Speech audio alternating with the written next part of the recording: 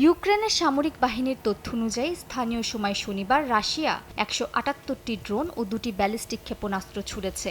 এর মধ্যে ১৩০টি drone Ukraine ভূপাতিত করেছে, তবে বেশ কয়েকটি ড্রোন বিদ্যুৎ কেন্দ্রসহ গুরুত্বপূর্ণ স্থাপনায় আঘাত হানে।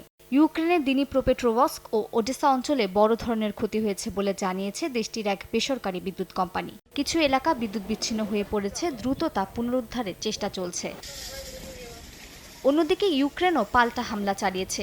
রাশিয়ার ভলগোগ্রাদ অঞ্চলে ইউক্রেনের ড্রোন হামলার পর একটি তেল শোধনাগারে আগুন ধরে যায়। কর্তৃপক্ষ জানিয়েছে আগুন নিয়ন্ত্রণে আনতে ২০০ জনের বেশি দমকল কর্মী কাজ করেছেন। এমন পরিস্থিতির মধ্যেই চলছে যুদ্ধবিরতি নিয়ে আলোচনা।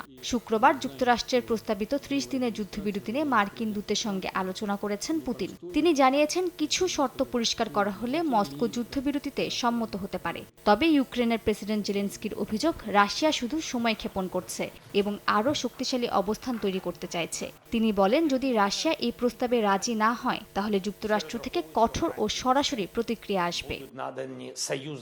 এদিকে যুক্তরাজ্যের প্রধানমন্ত্রী কিয়ার স্টারমার বলেন, যুদ্ধবিরতি দ্রুত বাস্তবায়ন করতে হবে। তিনি জানান, আগামী সপ্তাহে সামরিক জোটের বৈঠকে ইউক্রেনের নিরাপত্তার বিষয়ে কার্যকরী সিদ্ধান্ত নেওয়া হবে।